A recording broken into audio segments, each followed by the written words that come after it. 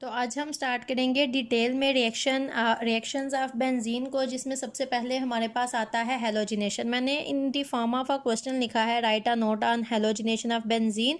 Question किसी तरह से भी आए, आपको सिर्फ इतना पता होना चाहिए कि बेंजीन की हेलोजिनेशन आपके पास किस तरह से होगी। अब हमने लास्ट लेक्चर में general pattern of reactivity study किया था, तो उसमें भी हेलोजिनेशन का मैंने जनरल मैकेनिज्म आपको बताया था।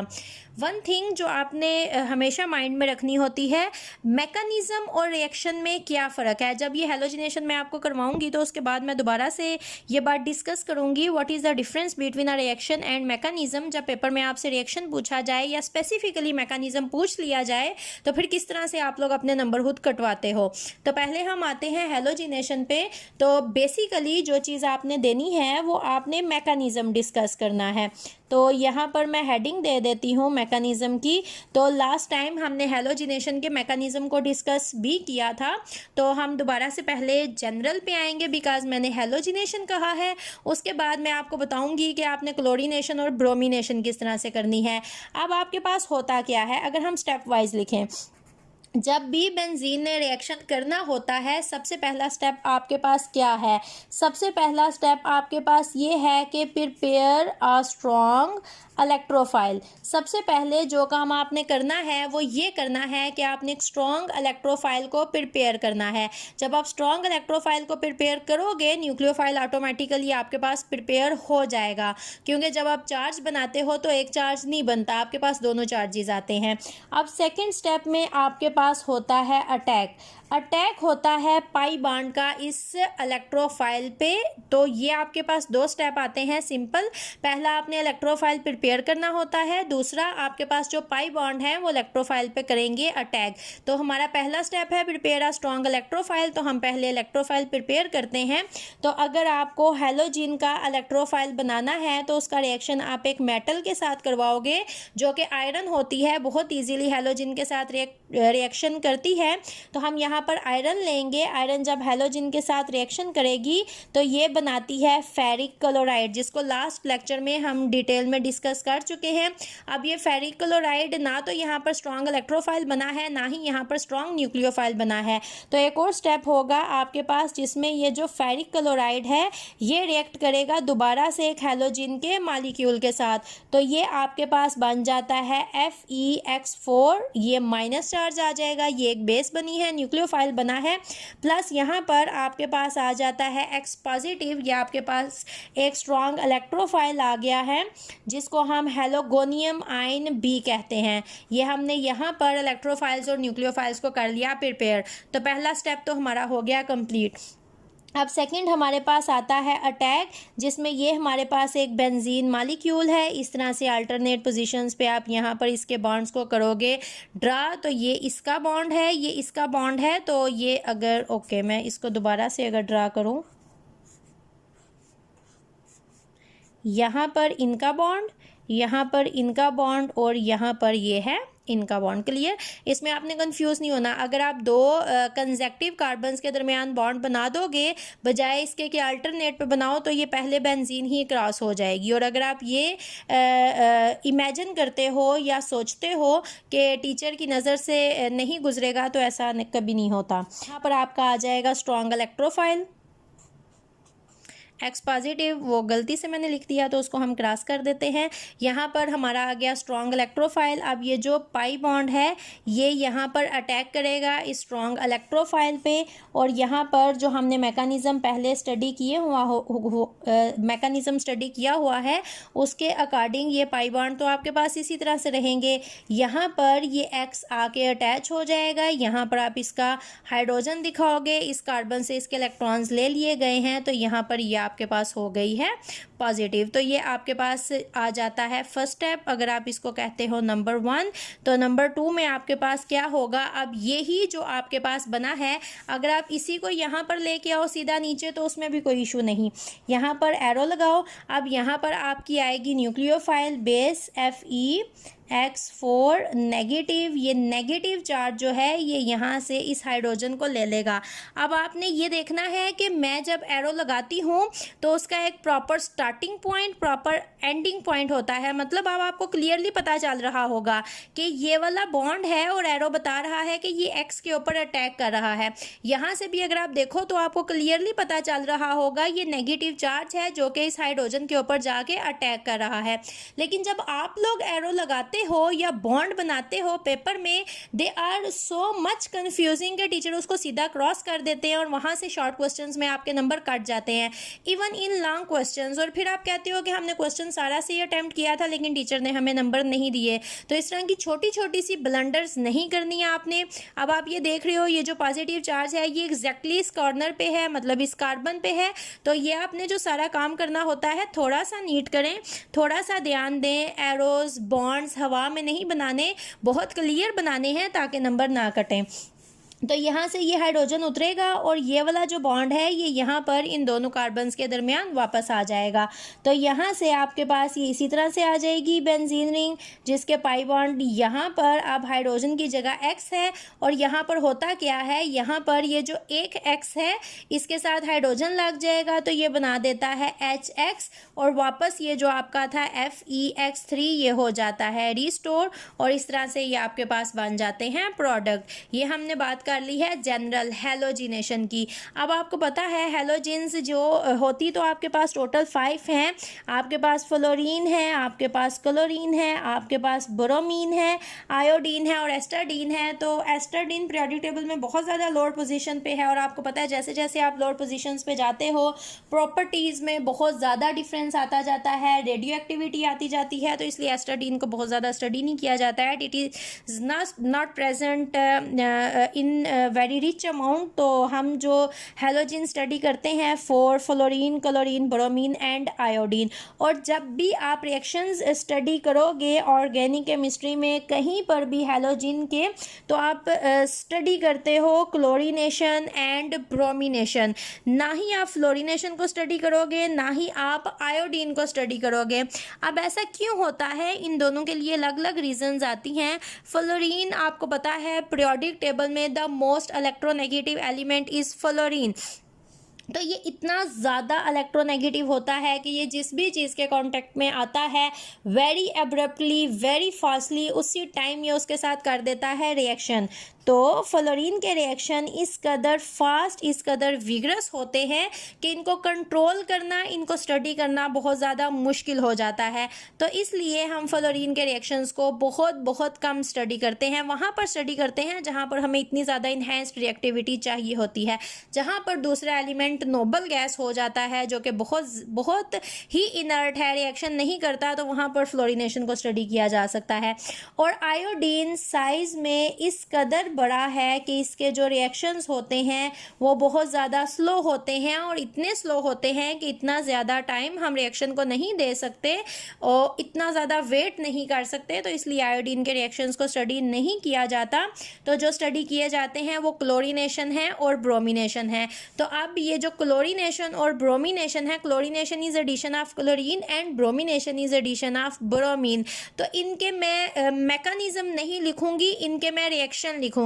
तो आपको पता चलेगा कि what is the difference between mechanism and reaction.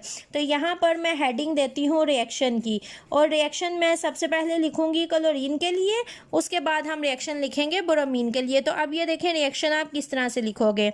यहाँ पर बेंजीन का मॉलिक्यूल, पाई बॉन्ड, इसका पाई बॉन्ड और इसका pi bond, plus Cl2 FeCl3, और ये आपका कैटालिस्ट है। इसने क्या किया था, इसने यहाँ पर आपको बहुत ही ज़्यादा स्ट्रॉन्ग इलेक्ट्रोफाइल और न्यूक्लियोफाइल बना के दिए थे।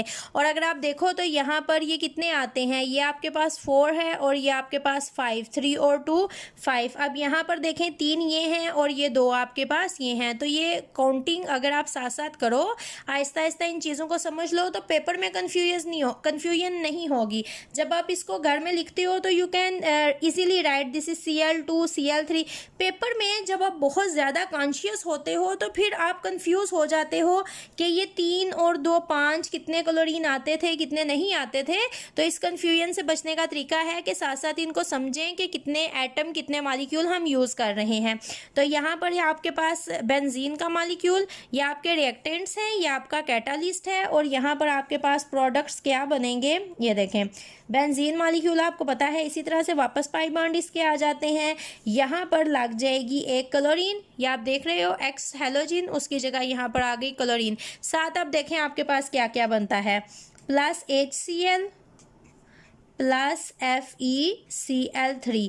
FeCl3 आप नहीं लिखोगे क्योंकि ये जो FeCl3 है ये आपका कैटालिस्ट है, तो इसको यहाँ पर ऐड नहीं करना। ये मैंने इसीलिए आपको लिख के बताया है ताकि आपको पता हो कि आपने इसको ऐड नहीं करना। अब आप देखो कैटालिस्ट का काम क्या है, सिर्फ रिएक्शन को इन्हेंस करना, उसकी स्पीड को उसको फास्ट कर देना, फिजिकली ये पार्टिसिपेट नहीं करता। तो अब आप देखें आपके पास यहाँ पर एक बेंजीन का मॉलिक्यूल था, एक यहाँ पर क्लोरीन का मॉलिक्यूल था। अब देखें हुआ क्या है, यहाँ से हाइड्रोजन उतरा, एक क्लोरीन, ये देखें Cl और Cl ये दो हैं आपके पास, एक हाइड्रोजन और एक क्लोरीन ने मिलकर यहाँ पर HCl बना दिया है, और जो दूसरा क्लोरीन बचा था वो यहाँ पर जाके हाइड्रोजन की जगह पे अटैच हो गया है, और इस सारे काम को करवाया है FeCl3 ने। तो आप देख सकते हो यहाँ पर आपके पास FeX3 था, इसने किस तरह से हेलोजन के मॉलिक्यूल को ब्रेक किया अपनी। हम कहते हैं कि कैटालिस्ट का काम है कि वो फिजिकली तो रिएक्शन में इन्वॉल्व नहीं होता, लेकिन एक्चुअली वो फिजिकली ही इन्वॉल्व होता है, वो अपनी सरफेस प्रोवाइड करता है। FeX3 ने अपनी सरफेस के ऊपर एक X को अटैच किया और इस सारे रिएक्शन को पॉसिबल करवाया, लेकिन हम कहते हैं कि कैटालिस्ट इन्वॉल्व नहीं होता। क्यों? क्योंकि एट द एंड वो इसी तरह से आपको उसी फॉर्म में वापस मिल जाता है, तो इसलिए हम कहते हैं कि फिजिकली ये किसी भी रिएक्शन में इन्वॉल्व नहीं होते। तो ये एक मैकेनिज्म था। मैकेनिज्म जब भी आपसे पूछा जाएगा, you have to show each and every step, you have to show what actually happening in a reaction. तो आपको वहाँ पर केटाइन एनाइन बनाकर बताने होते हैं, एक एक एरो आपने लगा के बताना है कि कहाँ पर अटैक हुआ है, कहाँ पर बॉन्ड टूटा है, कहाँ पर बॉन्ड बना है, कहाँ पर कौन सा चार्ज आया है। अगर ये आप एरोज नहीं लगाते हो, पॉजिटिव चार्ज नहीं लगाते हो, तो आधा आधा नंबर हर जगह से आपका कटता जाएगा। लेकिन जब आपसे रिएक्शन पूछा जाता है तो आपने रिएक्टेंट्स लिखने होते हैं, प्रोडक्ट्स लिखने होते हैं, और रिएक्शन कंडीशन जिसमें कैटालिस्ट, टेम्परेचर, प्रेशर, ये सब कुछ आता है। सिर्फ आपने ये देना होता है, उसमें ये सारी डिटेल नहीं आती कि ये रिएक्शन हुआ कैसे है, सिर्फ रिएक्शन को लिखा जाता है। लेकिन जब मैकेनिज्म आपसे पूछा जाता है तो उसमें आपने सारी डिटेल देनी होती है कि एक्चुअली ये रिएक्शन आपके पास पॉसिबल किस तरह से हुआ है। अभी हम ब्रोमिनेशन के लिए लिखें रिएक्शन, तो आपके पास है ब्रोमीन का मॉलिक्यूल, बेंजीन सबसे पहले आपके पास आ जाएगा, साथ आपके पास है ब्रोमीन का मॉलिक्यूल FeBr3। अब ये तो आपको पता है, अगर हमने FeX जनरल यूज़ किया है तो जौन सी हेलोजन आप लगाओगे उसी के अकॉर्डिंग आप यहाँ पर कैटालिस्ट को भी लोगे। तो यहाँ पर आपके पास आ जाएगा ब्रोमीन और साथ आपके पास बन जाएगा HBr। इतना आसान आपके पास रिएक्शन है, जस्ट ये आपके पास एक रिएक्शन है। मैकेनिज्म को अगर समझ लोगे तो फिर सारी बात आपके लिए हो जाएगी आसान। अब आपके पास एक और आता है, that is also halogenation of benzene, लेकिन उसमें थोड़ा सा क्वेश्चन आपकी एक्सरसाइज में भी एक गिवन है, तो मैं पहले उस क्वेश्चन को लिखती हूँ फिर उसको डिस्कस करते हैं। तो क्वेश्चन आपके पास इस तरह से भी आ सकता है, what happens when alkyl benzene. Alkyl benzene सबसे सिंपल आपके पास होती है टॉलुइन। अभी स्टार्ट में ये चीज़ें मेमोराइज़ करना, याद करना मुश्किल हैं, बातें याद नहीं रहती। अगर मैं कह रही हूँ अल्काइल बेंजीन तो एकदम से आपके माइंड में नहीं आएगा कि अल्काइल बेंजीन क्या है, लेकिन आहिस्ता आहिस्ता अगर आप थोड़ा टाइम लो तो फिर आप इसको जोड़ सकते हो कि अगर अल्काइल हो और बेंजीन हो तो स्टार्ट में चीज़ें थोड़ी सी मुश्किल लगती हैं, but no need to get panic. आप आहिस्ता आहिस्ता जब इनकी प्रैक्टिस करोगे तो यही बातें आपको बहुत ज़्यादा आसान लगेंगी। तो क्वेश्चन आपके पास आता है, what happens when alkyl benzene is treated with halogen, any halogen. Question में क्लोरीन भी पूछा जा सकता है इन द प्रेजेंस ऑफ सनलाइट। और ये जो एक मैंने क्वेश्चन दिया है, अगर आपको अच्छी तरह से समझ आती है इन बातों की, आप समझते हो, तो यही सारी बातें होती हैं जो कि एमसीक्यूज में भी पूछी जाती हैं, बस थोड़ा सा ध्यान आपने देना है। अगर आपसे पूछा जाए what happens when benzene is treated with chlorine in the presence of sunlight, तो प्रोडक्ट होगा क्लोरोबेंजीन, क्लियर, क्लोरोबेंजीन। लेकिन अगर आपसे पूछ लिया जाए what happens when alkyl benzene are, alkyl benzene के बजाय पूछा जाए what happens when toluene is treated with halogen in the presence of sunlight, तो फिर ये जो अभी हमने सारा मैकेनिज्म डिस्कस किया है या रिएक्शन, तो ऐसा कुछ भी नहीं होता। पहले हम एक अल्काइल बेंजीन लेते हैं, फॉर एग्जाम्पल मैंने यहाँ पर ले लिया है टॉलुइन कोई, सिंपलेस्ट अल्काइल बेंजीन, ये अल्काइल ग्रुप पे एक लग गया है। और आपको पता है जब CH3 अटैच होता है बेंजीन के साथ तो इसको एक स्पेसिफिक नेम दिया जाता है टॉलुइन। तो अगर मैं इसका रिएक्शन करवाती हूँ क्लोरीन के साथ इन द प्रेजेंस ऑफ सनलाइट, आप यहाँ पर क्लोरीन भी लिख सकते हो, आप यहाँ पर X भी लिख सकते हो, उससे फ़र्क नहीं पड़ेगा समझने के लिए। तो पॉइंट इज़ कि आपको समझ आनी चाहिए कि अगर बेंजीन की बजाय अल्काइल बेंजीन आ जाएँ तो फिर यहाँ से ये पाई बॉन्ड का इसके साथ रिएक्शन ऐसा कुछ भी नहीं होगा। फिर होता क्या है, फिर ये जो क्लोरीन है यहाँ पर 2 क्लोरीन होते हैं, तो यहाँ पर ये इस तरह से टूट जाता है, एक इलेक्ट्रॉन इसका इसके पास आता है और इसका इलेक्ट्रॉन आ जाता है इसके पास। अब ये जो दोनों क्लोरीन होती हैं, ये एक क्लोरीन यहाँ पर इस पे जाके करती है अटैक। अगर मैं इसको ओपन करके थोड़ा सा यहाँ पर आपको साइड पे दिखाती हूँ, ये जो यहाँ पर लगा हुआ है कार्बन, इसके पास इस तरह से 3 हाइड्रोजन है, एक यहाँ पर है, एक यहाँ पर है और एक है यहाँ पर। जब इस तरह से ये देखें ये क्लोरीन रेडिकल आएगा तो यहाँ से इस हाइड्रोजन के ऊपर ये करेगा अटैक, इस हाइड्रोजन के ऊपर अटैक करके यहाँ से इसका हाइड्रोजन रिमूव करवा लेगा। ये जब हाइड्रोजन यहाँ से उतर के इसके पास आ जाएगा तो यहाँ पर ये देखें, अगर ये हाइड्रोजन यहाँ से बॉन्ड तोड़ता है, अपना इलेक्ट्रॉन इसने लिया और इसका इलेक्ट्रॉन इसके पास रहने दिया और यहाँ से उतर के इसके साथ आ गया, तो पीछे इसके पास एक इलेक्ट्रॉन है और यहाँ पर एक और क्लोरीन प्रेजेंट है। तो अब अगर मैं बताऊँ आपको कि इसके बाद क्या बनता है, इसके बाद इसके पास एक इलेक्ट्रॉन है, यहाँ पर हाइड्रोजन है और यहाँ पर हाइड्रोजन है और इन दोनों ने मिलके यहाँ पर HCl यहाँ पर बना दिया। तो अब क्या होता है, जो दूसरा क्लोरीन है यहाँ पर वो क्या करेगा, वो अपना इलेक्ट्रॉन यहाँ पर लेकर आएगा और इसके साथ बना लेगा बॉन्ड। अब ये जो छोटी सी बात मैंने यहाँ पर आपको दिखाई है, इसको अगर आप लिख के 1-2 दफ़ा प्रैक्टिस करोगे तो आपको बहुत अच्छी तरह से समझ आ जाएगी कि क्या बात यहाँ पर हम डिस्कस कर रहे हैं। अब देखें, अगर यहाँ पर प्रोडक्ट मैं सीधा बना के दिखाऊँ तो क्या बनेगा।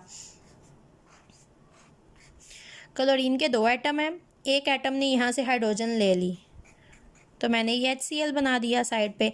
अब अगर उसने यहाँ से एक हाइड्रोजन ले ली है इस क्लोरीन ने, तो दूसरा क्लोरीन यहाँ पर जाके अटैच हो गया, एक हाइड्रोजन अगर उतर गई ये बन गया CH2 और एक इसके साथ आ गया क्लोरीन। अब ये देख रहे हो आप, ये देखें CH2 और इसके साथ एक यहाँ पर आ गया क्लोरीन और इसका एक स्पेसिफिक नेम है बेंजाइल क्लोराइड। ये नेम आपने याद करने हैं साथ, ये MCQs में भी आपसे पूछे जाते हैं और ये पेपर में भी बहुत ज़्यादा पूछे जाने वाला एक क्वेश्चन है। तो नेम आपने सबके लिखने हैं, अदरवाइज़ आपका आधा नंबर कट जाएगा। अब ये देखें, ये दोबारा से यहाँ पर आपके पास आ जाएगा CH2Cl, क्लोरीन का मॉलिक्यूल। अब इसी तरह से ये देखें क्लोरीन क्लोरीन, आप अगर इसको नहीं ड्रा करो तो इसको कर लो, आसान रहेगा। अब इसी तरह से एक ये है, ये क्लोरीन क्या करेगा, यहाँ से एक हाइड्रोजन को उतारेगा। अगर हम साथ साथ इसको लिखते जाएं, ये देखें, अब जब यहाँ पर अगर पाई बॉन्ड इन्वॉल्व नहीं तो आप अपनी आसानी के लिए सर्कल ड्रा कर लें। तो पहले ये लिखें कि एक क्लोरीन ने एक हाइड्रोजन को उतारा, तो HCl तो एक हाइड्रोजन हो गया कम, तो पीछे बचा CH। एक क्लोरीन पहले था, एक और यहाँ से क्लोरीन आया तो ये हो गया CHCl2 और इसका आपके पास नेम है बेंजल क्लोराइड। क्लियर। अब एक और स्टेप आपके पास आएगा इसी तरह से, ये जो आपके पास प्रोडक्ट बना था CH Cl2, इसी तरह से क्लोरीन, एक क्लोरीन यहाँ से इस हाइड्रोजन को लेगा और दूसरा क्लोरीन यहाँ पर इसकी जगह जाके अटैच हो जाएगा। HCl फॉर एग्जाम्पल, इस क्लोरीन ने इस हाइड्रोजन को यहाँ से ले लिया और इन्हें HCl बना लिया और ये क्लोरीन चला गया इसकी जगह पे, तो CCl3। क्लियर। और इसका नेम आपके पास आता है, इसका नेम आपके पास आ जाता है बेंजो ट्राई क्लोराइड। अब ये देखें, अगर हाली बेंजीन रिएक्शन करे तो वो आपके पास जो प्रोडक्ट्स बनते हैं वो अलग हैं। अगर टालोइन या कोई भी अल्काइल बेंजीन रिएक्शन करें तो वो प्रोडक्ट्स अलग बनते हैं। अब ये तीन हैं, ये याद रखना आपने, इस तरह से याद रखना है। यहाँ पर 3 हाइड्रोजन है तो एक एक स्टेप में एक एक हाइड्रोजन ने उतरना है। तब तक ये रिएक्शन होता रहेगा जब तक कि हाइड्रोजन यहाँ पर कार्बन के साथ प्रेजेंट है। यहाँ पर 3 हाइड्रोजन थे तो यहाँ पर 3 स्टेप हुए हैं और एक एक स्टेप में एक एक हाइड्रोजन उतर गया है और आपके पास लास्ट में बेंजो ट्राईक्लोराइड बन गया है। तो ये आपके पास आता है कि अगर आप बेंजीन की बजाय अल्काइल बेंजीन लेते हो तो प्रोडक्ट आपके पास क्या बनेगा। अब आपने ये याद रखना है कि पेपर में क्वेश्चन MCQs अगर पूछा गया है तो स्टेटमेंट क्या है और उसमें जो ऑप्शंस गिवन हैं वो क्या हैं। कभी कभी ऐसा भी पूछा जा सकता है व्हाट हैपन्स, या पूछा जाता है what are end products when toluene is treated with chlorine in the presence of sunlight. तो end product is benzotrichloride. तो ये छोटी छोटी बातें, छोटे छोटे वर्ड्स जो आपकी स्टेटमेंट में आते हैं उनको गौर से पढ़ा करें, उनका मतलब समझा करें और फिर उसका आंसर लिखा करें। तो इस तरह से गलती नहीं होगी। ये बहुत इंपॉर्टेंट बातें हैं। बेंजीन के रिएक्शंस ये पेपर में आ जाता है। हैलोजिनेशन ऑफ बेंजीन, अगर एक डिटेल्ड नोट पूछा जाता है, 4 नंबर का आपके पास सवाल आएगा, क्वेश्चन आएगा, तो फिर आपने सिर्फ बेंजीन की हैलोजिनेशन जो फर्स्ट मैंने आपको बताई वो नहीं करनी, उसके बाद आपने अल्काइल बेंजीन की भी हैलोजिनेशन करके दिखानी है। क्लियर।